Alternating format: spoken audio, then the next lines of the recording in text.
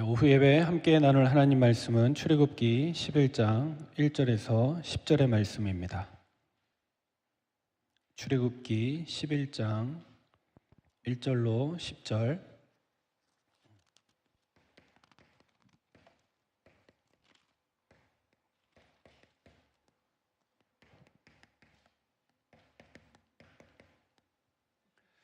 마지막 재앙입니다.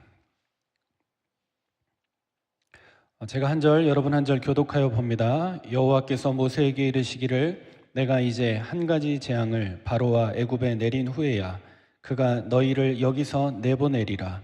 그가 너희를 내보낼 때에는 여기서 반드시 다 쫓아내리니 백성에게 말하여 사람들에게 각기 이웃들에게 은금 패물을 구하게 하라 하시더니 여호와께서 그 백성으로 애굽 사람의 은혜를 받게 하셨고 또 그 사람 모세는 애굽 땅에 있는 바로의 신하와 백성의 눈에 아주 위대하게 보였더라. 모세가 바로에게 이르되 여호와께서 이와 같이 말씀하시기를 밤중에 내가 애굽 가운데로 들어가리니 애굽 땅에 있는 모든 처음 난 것은 왕위에 앉아 있는 바로의 장자로부터 맷돌 뒤에 있는 몸종의 장자와 모든 가축의 처음 난 것까지 죽으리니 애굽 온 땅에 전무후무한 큰 부르짖음이 있으리라.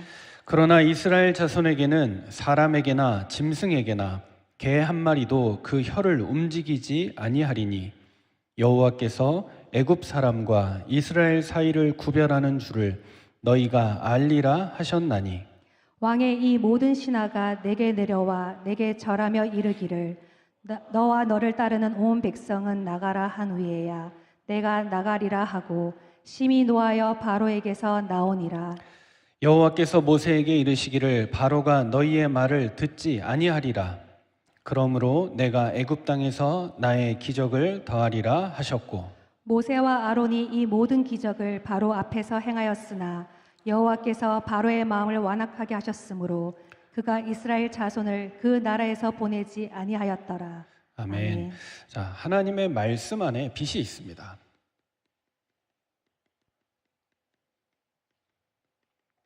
이 말은 어둠은 빛 아니면 해결되지 않는다는 이야기입니다. 그래서 하나님의 말씀이 이 세상을 살리는 해결책이고 말씀 아니면 흑암과 재앙에서 빠져나올 수 없는데 하나님은 분명히 이 사실을 말씀하셨고 성경이 이 사실을 기록하고 있다는 것, 저와 여러분이 기억해야 될 부분입니다. 그래서 많은 사람이 신앙생활하고 응답받고 싶어 하는데 또 실제 받은 것이 많은데 상관이 없는 이유가 뭐냐? 말씀을 제대로 이해하지 못하고, 그러니까 그 빛을 누리지 못하고 하나님 주신 해결책과 복음 말고 다른 관점으로 보니 의미가 없는 거죠. 우리가 예전에도 신앙생활 오랫동안 하지 않았습니까? 근데 실제로 전도를 모르면 하나님의 말씀은 죽은 말씀입니다. 그냥 잘 믿고 잘 따라가고 은혜 받으면 되죠. 근데 실제 전도의 눈으로 보면 이 말씀이 살아있는 말씀이 되고 하나님의 능력의 말씀이 되는 거죠. 사람들이 삶의 문제로 다 어려움 당하고 고통당하고 있습니다. 사업이 잘 되고 또 사업이 안 되고 이런저런 것 때문에 큰 거는 잘 되는 거 우리가 부럽잖아요. 근데 뭐라고 또 표현하냐면 빛 좋은 게살구라고 얘기하지 않습니까?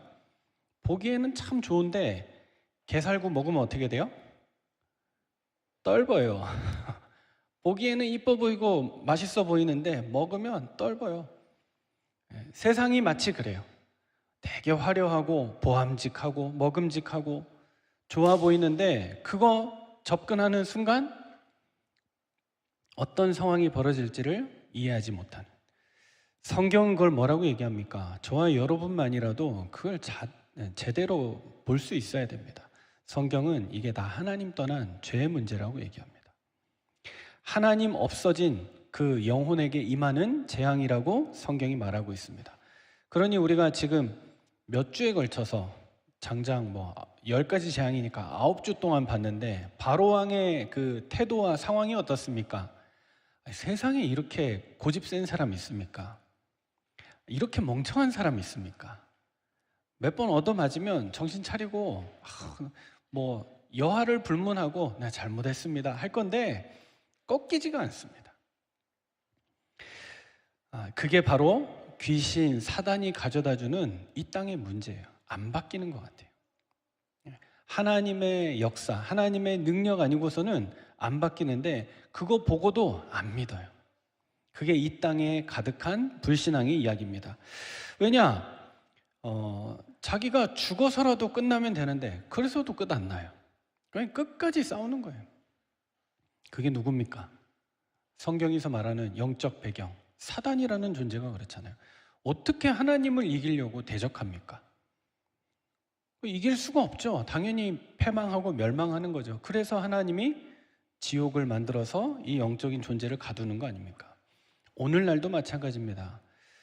그 바로 한 사람의 고집 때문에 이집트, 애굽이죠. 지금도 가난하고 어려움과 재앙 가운데 있습니다. 이해 안 되면 저 이집트 여행 유튜버 그 사람들이 뭐 이집트도 가고 이렇게 가는데 빠니보틀이라고 있어요. 그 사람이 이집트 가서 대판 싸운 장면들이 있고 이집트의 상황을 설명하는 게 있는데 물론 재밌게 표현했지만 실제 이집트가 어떻느냐? 재앙을 만났구나.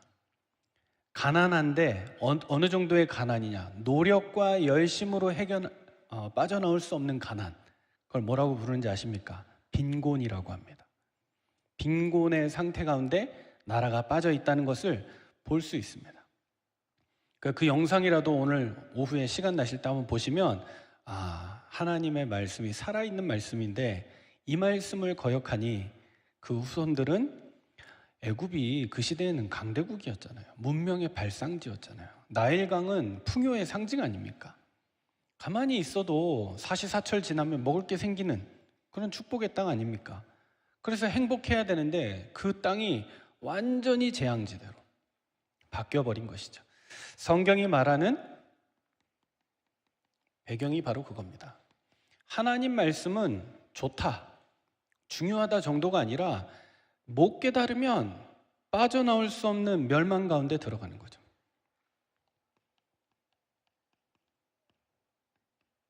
뭘 얘기합니까? 태초에 하나님이 계시니라. 하나님에 대해서 말하죠. 신앙생활 하면 우리가 이것만 알면 될까요? 하나님 살아계시니까 다 될 거야. 반드시 하나를 더 이해해야 되는데 그게 뭐냐? 흑암, 공허, 혼돈이요.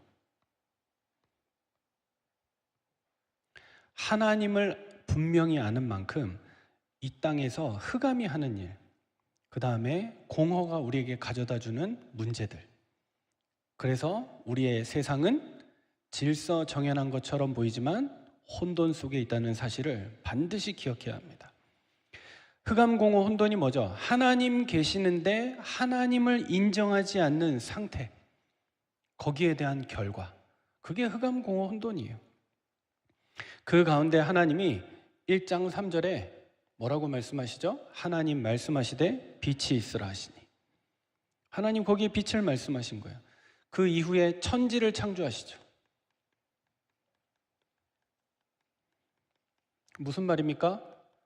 무질서, 하나님을 인정하지 않는 무질서 가운데 하나님은 질서를 만드시고 거기에 생명을 주셨다는 거예요. 이 부분을 반드시 이해해야 합니다. 그런데 인간이 또 하나님 떠나서 창세기 3장 1절에서 20절에 하나님 떠나는 선택 가운데로 치우치고 말죠. 그게 축복을 상실한 겁니다. 하나님 계시는데 하나님 모르는 존재로 전략을 해버렸습니다. 나중에는 어디까지 가느냐? 저거 먹으면 하나님처럼 될 수 있지 않냐? 그 정도 상황까지 왔습니다. 이게 죄와 저주의 시작입니다.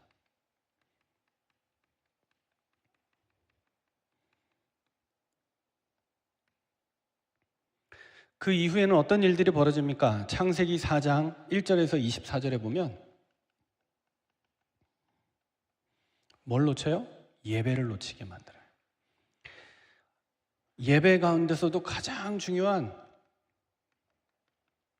하나님의 언약을 놓치게 만들어요. 예배 놓쳤다 이 말은 가인이 예배를 안 드렸다가 아니잖아요. 예배를 드렸어요. 그런데 뭐 없는, 피의 제물이 없는, 희생 제물이 없는 예배로 나아갔어요. 형식적인 예배는 하나님이 받지 않으신다. 피 언약을 붙잡은, 그리스도의 십자가를 붙잡은 하나님의 백성의 예배는 하나님 받으시는데 다른 예배는 받지 않으신다. 그 이후에 일어난 일들이 시기, 질투, 분노, 나중에는 살인까지 계속되는 재앙 가운데 빠지게 된 것이죠.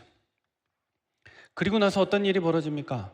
예배를 상실하고 나니까 당연히 찾아오는 그 시대는 창세기 6장 1절에서 22절. 잘 산다고 하는데 재앙 시대가 되었습니다. 성경은 뭐라고 표현하느냐? 그걸 네피림이라고 얘기합니다. 하나님 없는 가운데. 그래서 여러분, 문제가 벌어지고 사건이 벌어지고 재앙이 온다. 이거는 우연이 아니에요.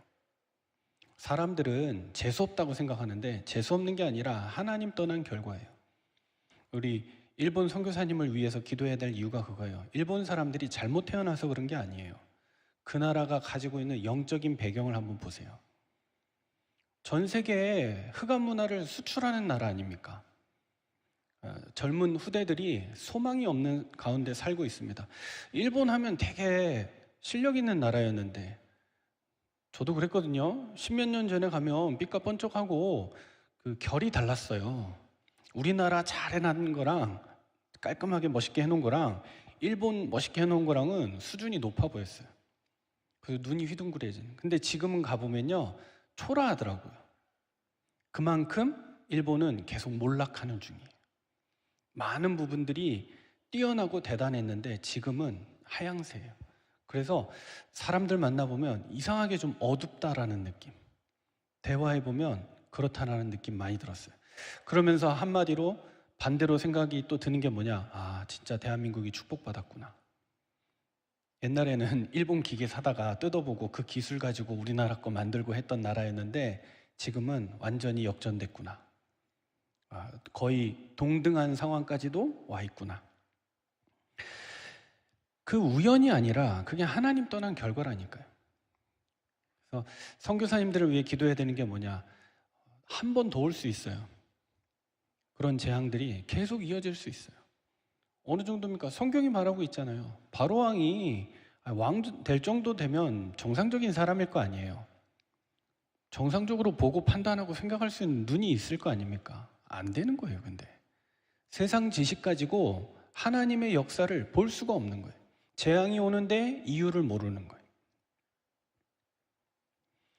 이렇게 해서 다섯 번째, 창세기 11장 1절에서 9절에 보면 멸망시대로 가는 겁니다. 성공했다고 하고 어마어마한 걸 만들었다고 하는데 그게 다 바벨탑입니다. 탑이 잘못된 게 아니라 시작된 사상이 잘못된 거예요. 하나님을 향해 높아지자, 하나님처럼 우리의 이름을 내자, 흩어짐을 면하지 말자라고 했던 하나님 없는 성공을 주장하면서 나아가는 거죠. 이 눈으로 성경 전체를 봐야 이해가 되는 겁니다. 요거 이해 안 되면 창세기는 신화다. 어디서 말하느냐?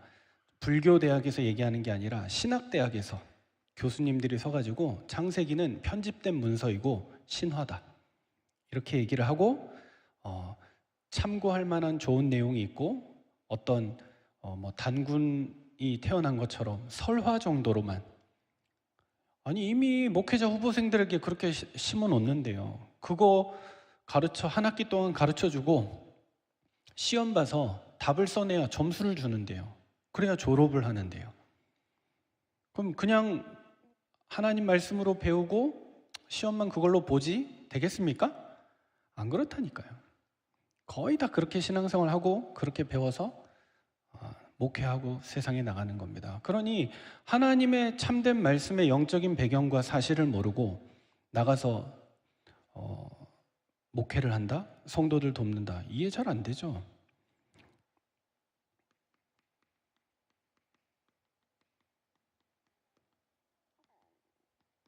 자, 출애굽기가 설명하는 회복을 보셔야 됩니다. 출애굽기 통해서는 우리가 무엇을 봅니까? 또 그 시작이 출애굽기 1장 8절이요. 요셉을 알지 못하는 새 왕이 나타났다. 이게 뭐죠? 똑같은 상황이에요. 하나님을 알지 못하고 하나님에 대해 무지한 세상 왕이 등극을 했습니다. 그러니 이스라엘 백성에게 고역이 시작된 거죠. 그 가운데 출애굽기 2장 1절에서 10절, 하나님을 아는 레위 부부가 하나님의 약속을 회복했는데 그 아들이 모세였습니다. 그 사람을 통해서 출애굽기 3장 18절, 이 백성을 데리고 나가라. 왜냐? 이 백성은 제사하기 위해, 나를 섬기기 위해 지음받은 백성이다. 예전 성경에는 희생제사라고 돼 있잖아요. 그래서 희생과 하나님을 섬기는 경배의 비밀이 출애굽기 3장 18절이에요. 한마디로 말하면 뭡니까? 이제 오늘과 다음 주에 나올 그 이야기인 피 언약에 대한 내용.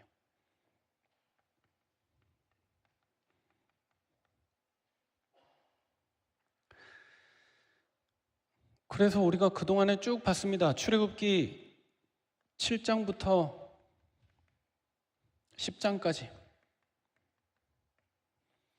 10가지 재앙을 쭉 보면서 와서 이제 마지막 10번째 재앙 가운데 우리가 서 있는데, 피 언약이 선포될 때 일어나는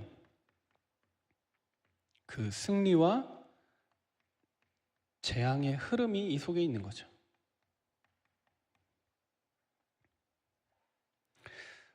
그래서 오늘 마지막 출애굽기 11장 1절에서 10절에 보니까 이미요 어느 정도 됐느냐, 3절에 보니까 여호와께서 그 백성으로 애굽 사람의 은혜를 받게 하셨고, 또 그 사람 모세는 애굽 땅에 있는 바로의 신하와 백성의 눈에 아주 위대하게 보였더라. 이미 민심도 다 넘어왔어요. 더 이상 바로를 권위 있게 보지 않고 모세를 권위 있게 볼 만큼 모든 흐름이 싹 다 바뀌어 버렸어요.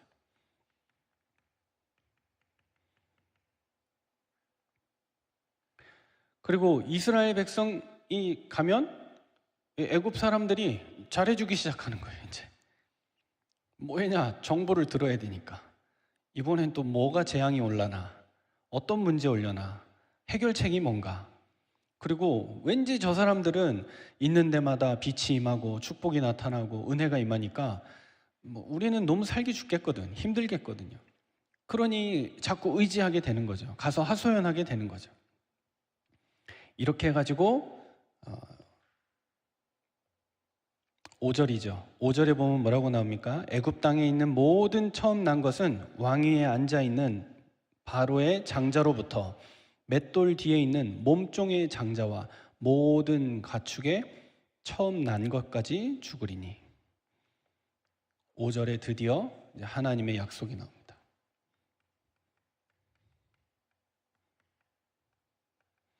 이 재앙이 임하는데 이거는 왕궁도 피해갈 수 없고, 저 어떤 가난한 집에 맷돌 돌리는 여종, 그 집의 아들도 피할 수 없고, 심지어 짐승들까지도 첫 번째로 태어난 거는 다 죽게 될 거다.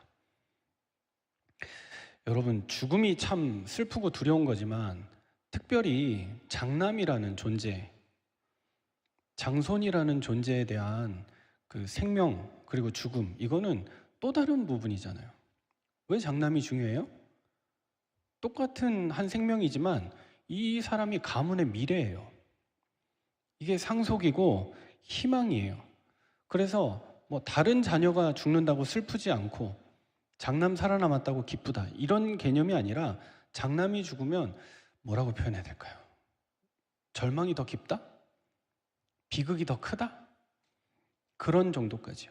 이 재앙은 아무도 피해갈 수 없는 거예요. 모든 집집마다 처음 태어난 건 완전히 다 여기서 나온 것 같아요. 무자식 상팔자. 이집트에서 시작된 명언인 것 같습니다. 자식 없는 게 상팔자다.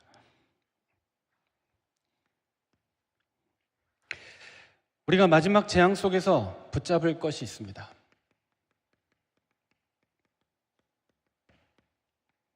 첫 번째가 뭐냐? 반드시 하나님의 말씀은 살아있다. 하나님의 말씀은 살았고 활력이 있어. 좌우의 날선 어떤 검보다도 예리하여 관절과 골수와 영과 모든 것을 찔러 쪼개고 감찰하는데 마음의 생각과 뜻을 판단한다 그랬어요.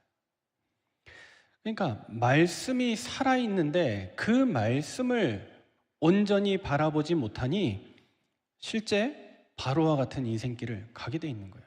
하나님의 말씀은 우리에게 정확하게 분명하게 말하고 있어요. 두 번째는 뭐냐?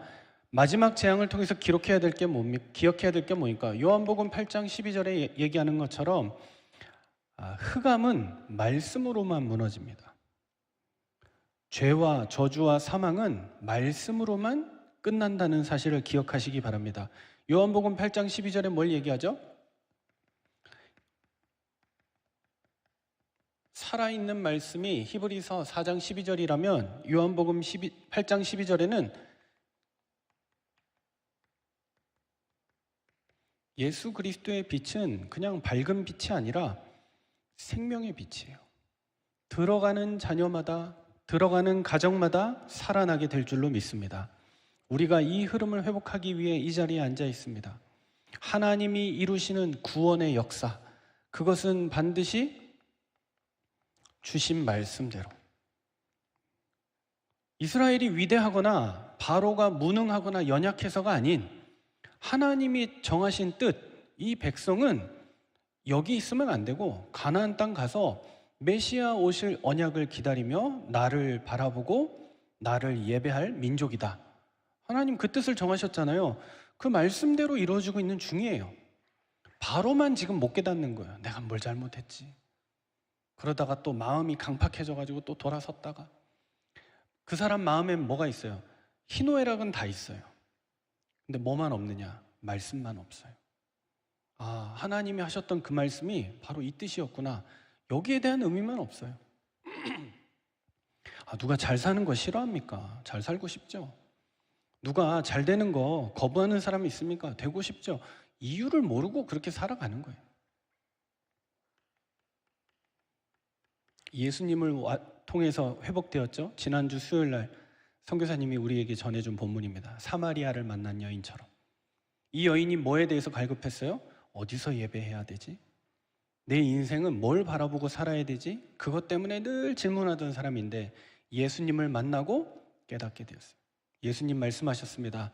하나님은 영이시니 예배하는 자가 영과 진리로 예배할지니라.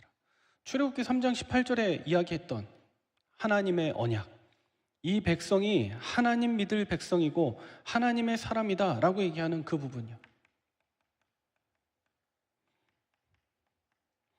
근데 이 말씀을 예수님께서 유대인이 아닌 이방 여인인 사마리아 여인에게 증거하셨다는 사실, 예배와 전도를 말하고 있습니다. 저와 여러분이 말씀을 통해서 붙잡아야 될 결론이 있습니다.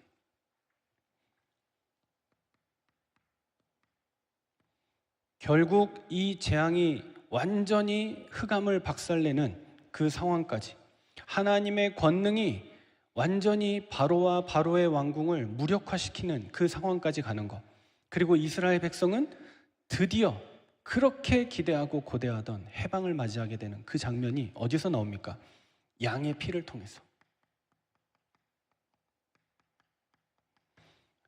나일강이 변하고 모든 일들이 벌어지고 난리의 상황이 벌어져도 안 바뀌던 그 부분이 언제 딱 끝나느냐? 유월절을 통해서. 우리가 믿는 신앙생활도 그거잖아요. 교회 간다고 잘 됩니까? 직분 받는다고 구원 받나요? 하나님 앞에 크게 헌금하고 봉사하고 헌신하고 앞장선다고 하나님 축복하시나요? 아니라니까요. 언제요? 예수를 나의 구주로 믿을 때. 예수를 구주로 믿을 때 하나님의 구원이 임하게 되고 그 구원의 감사와 기쁨과 행복으로 말미암아 나머지는 나오는 거예요. 어떻게 하면 내가 주를 위해 살까? 주야로, 밤낮으로, 어릴 적부터 재앙당할 때마다 하나님 내 생명을 건져주시면, 나를 살게 하시면 나는 주를 위해 살겠습니다. 주의 뜻을 이루겠습니다. 이것이 성경이 말하는 비밀이고 저와 여러분이 붙잡아야 될 하나님의 약속이에요. 오늘 결론이 뭡니까? 다음 주에 나올 이제 중요한 본문 중에 하나인데, 양의 피를 상징하는 유월절. 그 피를 문설주에 바를 때 애굽의 군대가, 바로의 왕궁이 완전히 항복하게 되고 우리는 하나님의 큰 역사 속으로, 하나님의 인도하심 속으로 나아가게 된다. 그 출발점이 바로 유월절입니다. 출애굽기의 스토리가 이겁니다. 이스라엘 백성이 해방돼서 나가야 되는데 그 일이 가능하게 되는 비밀이 무엇이냐? 그 시작점이 무엇이냐? 바로 유월절. 근데 사람들은 뭐라 그러냐? 아니 그냥 잘 살게 해주시면 되지. 뭐 때문에 자꾸 양 잡아라, 소를 잡아라, 비둘기 잡아라, 곡식을 드려라, 예배하라고 하느냐? 하나님이 축복하시면 알아서 믿을 거 아니에요. 우리 집에 갑자기 복권이 되게 해주시고 쏟아 부어주시면 없던 믿음도 생겨날 텐데 그게 믿음이냔 말이죠. 우리가 이 사실이 마음속에 자꾸 와서 닿아야 돼요. 뭘 말씀하고 계시는지. 왜냐? 이거 놓치면 성경을 다 놓친 거예요. 잘 살면 뭐합니까? 절대 멸망 상태는 벗어날 수 없는데, 좋은 집 산다고 축복받은 게 아닌데요. 집만 좋을 뿐이지 살고 있는 사람은 똑같아요. 잘 이해해야 됩니다. 인간은 아무리 잘 살아도 창세기 3장을 이길 수 없어요. 하나님 떠난 그 상태 이길 수 없어요. 그러니 우리나라의 가장 돈 많았던 재벌도 뭘 두려워했느냐? 죽음을 두려워했잖아요. 죽음 앞에 서니까 자기 본래 속에 들어있던 질문들을 막 하기 시작했잖아요. 죽음만 못 이깁니까? 내세를 이길 수 없습니다. 그래서 우리에게 복음을 주셨다는 사실을 기억하시기 바랍니다.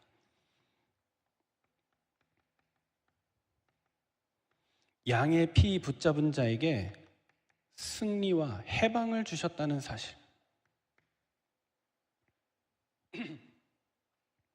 한번 그렇게 기도해 보세요. 절망 가운데서 하나님 잘 살게 해주세요가 아니라 하나님 망해도 좋으니까 하나님만 제대로 믿게 해주세요. 거짓돼도 괜찮아요. 나는 하나님 계시면 돼요. 라고 한번 기도해 보세요. 어떻게 되는지.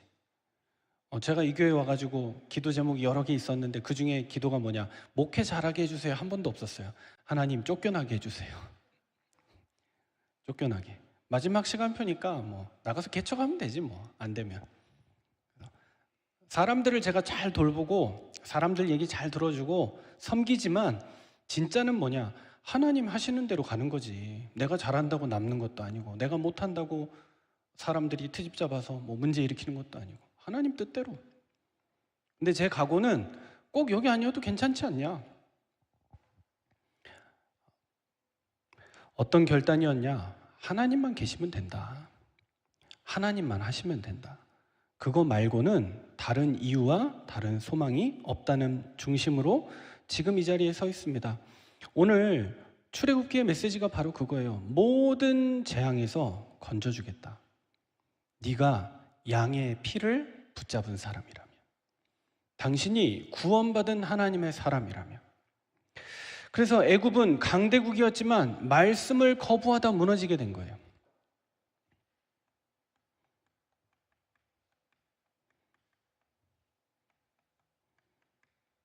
그게 멸망 상태입니다.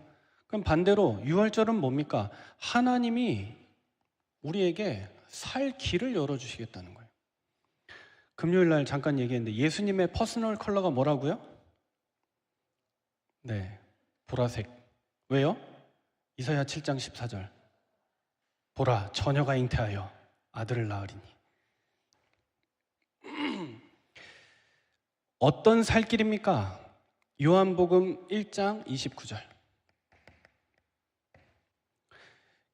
우리는 아리까리하고 긴가민가한데 진짜 기도 많이 하고 말씀에 충만했던 세례 요한이 한 청년을 보자마자 딱 던진 말, 보라, 세상 죄를 지고 가는 어린 양이로다.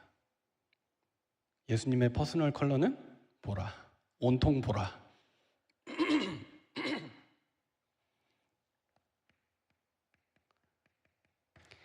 양을 잘 잡아라, 그거는 구약이고요. 어린 양 대신 예수 그리스도께서 우리의 모든 문제를 담당하셨다. 이것이 신약입니다. 우리는 그 은혜와 축복 속에서 살아가고 있습니다. 그래서 이 세례 요한은 눈치가 빨랐는지 모르겠는데 보자마자 알았다니까요. 이분은 하나님의 어린 양이구나. 두 번째입니다. 살 길을 주셨는데 바로 그것이 무엇입니까? 그 어린 양 대신 예수님의 피로 말미암아. 죄의 결과는 사망이죠. 그래서 반드시 생명의 대가가 필요해요. 죄를 씻으려고 하면 생명을 드려야 돼요. 그래서 구약의 양은 그림자였고 신약은 참된 어린 양 예수 그리스도의 십자가로 끝나게 된 거예요. 성경 구절 몇 가지만 좀 기억하시면 됩니다. 로마서 3장 23절에서 25절. 모든 사람이 죄를 범하였음에 하나님의 영광에 이르지 못하더니 24절에 그리스도 예수 안에 있는 속량으로 말미암아 하나님의 은혜로 값없이 의롭다 하심을 얻은 자가 되었느니라. 25절에는 이 예수를 하나님이 그의 피로써 믿음으로 말미암는 화목 제물로 세우셨으니 이는 하나님께서 길이 참으시는 중에 전에 지은 죄를 간과하심으로 자기의 의로우심을 나타내려 하심이니. 예수님이 누구라고요? 화목 제물이라고요.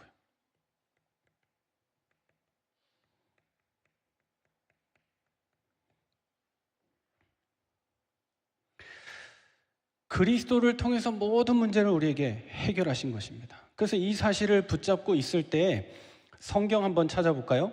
로마서 5장 9절.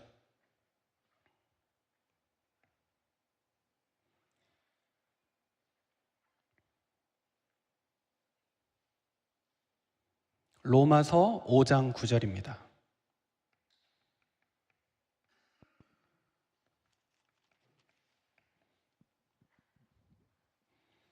찾으셨으면 한 목소리로 읽겠습니다. 시작. 그러면 이제 우리가 그의 피로 말미암아 의롭다 하심을 받았으니 더욱 그로 말미암아 진노하심에서 구원을 받을 것이니. 아멘. 그의 피로 말미암아 의롭다 하심을 받았고 더욱 그로 말미암아 진노하심으로부터 구원받을 것이다. 그래서 오늘 오전에 함께 나눴던 말씀, 절망은 하나님을 만나는 통로가 되어져요. 믿음의 사람에게는. 하나님 안 믿는 사람에게는 멸망의 길이 되지만 그 재앙이 우리는 하나님을 향하고 하나님 바라보는 응답의 도구로 쓰임받게 된다. 오늘 성경도 마찬가지입니다. 결국 이스라엘은 승리하게 됩니다. 잼 날리다가 어퍼컷으로 이겼다가 아니라 계속되는 상황 가운데 빠져나갈 수 있을까 없을까 이런 상황 가운데 마지막에 완전하게, 권투에서도 그렇게 얘기하죠. 마지막 한 방으로 딱 KO하면 뭐라고 부르죠? 카운터 펀치라고 하죠. 예수 그리스도가 우리 인생의 카운터 펀치예요. 우리 숨겨놓은 핵주먹 하나 있는 거예요. 그리스도가. 강 약사님한테 오후에 답을 드리려고 그랬는데 안 계시네요. 뭐냐, 절망을 고치는 약은 없잖아요. 근데 하나님 우리에게 주셨어요. 뭘 주셨죠? 구약과 신약을 주셨죠. 네. 그거를 딱 언약으로 만들어서 전달하면 하나님의 사람으로, 약사로 왔던 사람이 생명 얻고 살아가는. 여러분, 전도 현장 가보면요 진짜 많습니다. 한 집사님이 막 심각하게 시달리는 사람 복음 전해가지고 돌아오게 했더니 뭐라고 요구하는지 아세요? 자기 우울증 약 타야 되는데 한 사람 이름으로 한 번밖에 못 한다며. 한 번 타면 뭐 3개월치를 받으면 그게 끊어지면 못 살겠는 거예요. 그러니까 어느 정도로 절박하냐? 당신 이름으로 한번 타주면 안 되냐? 이러고 다녀요, 지금. 보기에는 멀쩡해 보이는데 왜 세상에 사건, 사고가 많으냐? 숨겨진 상황들이, 배경들이 있어요. 그런 사람들이 너무 많아요. 그런 사람들이 아이를 키우고 있어요. 그런 사람들이 가정생활을 하고 있어요. 그러니 그 가정이 온전하겠습니까? 그 아이들이 멀쩡할까요? 저기 우리가 말하는 저기 대치동 다 그런 건 아니죠. 근데 대략의 많은 사람들이 부모도 우울증약, 자녀도 우울증약, 거의 그런 상황이에요. 뭐 그 전염병이 이 동네에도, 요즘 요 동네 중2들이 활개를 치고 다닌다고 합니다. 밤길 조심하시기 바랍니다. 가까운 교회는, 얘기해도 되나? 가까운 교회는 매점을 다 털어갔답니다. 중학생들이 들어와가지고 교회 매점을 싹 다 털어갔대요. 그리고 막 거기 있는 음식들 다 바닥에 던지고 난장판 쳐놓고 CCTV 가지고 가서 할렐루야 해야죠. 가까운 교회가 이 교회는 아닙니다. 우리는 그래서 매점이 없잖아요. 네. 우리는 점심 식사도 받아 먹습니다. 안 만들고 음식을 남겨놓지 않습니다. 요 동네 중학생들이 그러고 다닌대요, 지금. 뭐 그것만 그러겠습니까, 그 아이들이? 이 막 어떤 번쩍이는 아이디어와 막 혈기들을 주체를 못해가지고 온 동네를 시끄럽게 하고 다니는 거죠. 성경의 얘기가 그겁니다. 이스라엘이 노예였지만 언약 붙잡고 살아났습니다. 피언약을 붙잡을 때 재앙에서 빠져나왔습니다. 오늘날도 마찬가지입니다. 우리가 말씀 놓치면 나도 모르는 어둠 가운데 또 갇혀요.